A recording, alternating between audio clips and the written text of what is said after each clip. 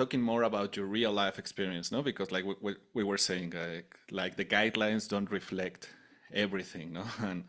And as we have stressed a lot during this webinar, it's very important to have your users in mind first, no? And um, like sometimes these principles can fall short of getting us to that place when we can say, ah, this is accessible.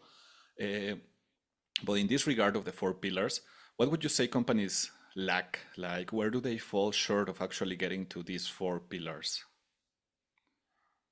Related with it, I think the most of the time, the companies have problem related with the two first pillars, first perceivable and operable parts, Yeah. and this is general. So I mean, if you go to the web and check the websites, you're going to find that exist a lot of errors related with these two pillars.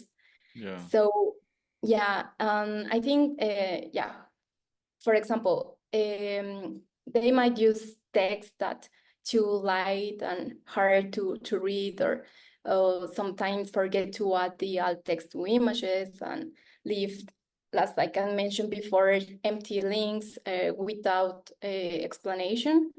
And forums are very often, the forums very often have a lot of problems, and they might forget to add labels to input fields, so people using screen readers don't know what is happening, you know.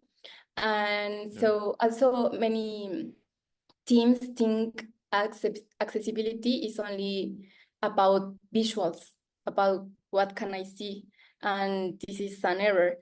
But it's also about how things behave and how information is structured. So yeah, and how clear everything is for the user, for example. Yeah. Yeah. Yeah. Of course. It's interesting, no? Like those are the two pillars that most companies lack, and I think, well, I wouldn't say one is more important than another, but I think it like if people cannot actually perceive your content, like you have a very big problem there. But yeah, it happens. But okay, talking more about our process, like I would like to get into that, and also to show how to the audience how we do this in at Octahedroid. Um, in your experience, Rosa, if a client wanted us to help with accessibility in their website, uh, what would that process look like?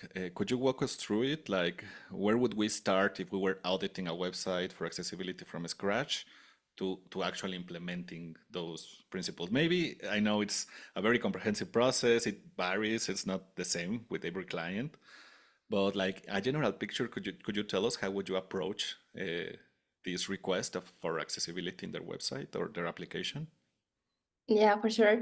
The general picture, I think we usually start with an initial audit using both automated tools like Lighthouse, because the score of Lighthouse is very, very important, and Wave or another kind of tools. And also we use a custom tool that we have at Octahedroid.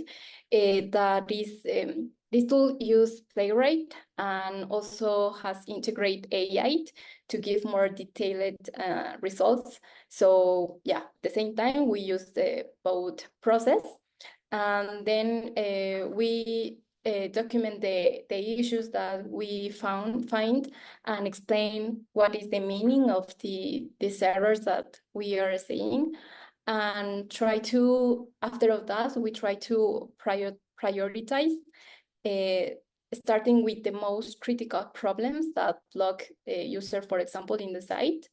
And after of that, we try to start to resolve the problems that are we're going to provide a great impact, you know. So after that, we work with the client's team to fix the issues, and we support with manual testing, because QA process is crucial too. And also we use a manual process using screen readers, keyboard only navigation, that is crucial, And yeah, we try to simulate real scenarios.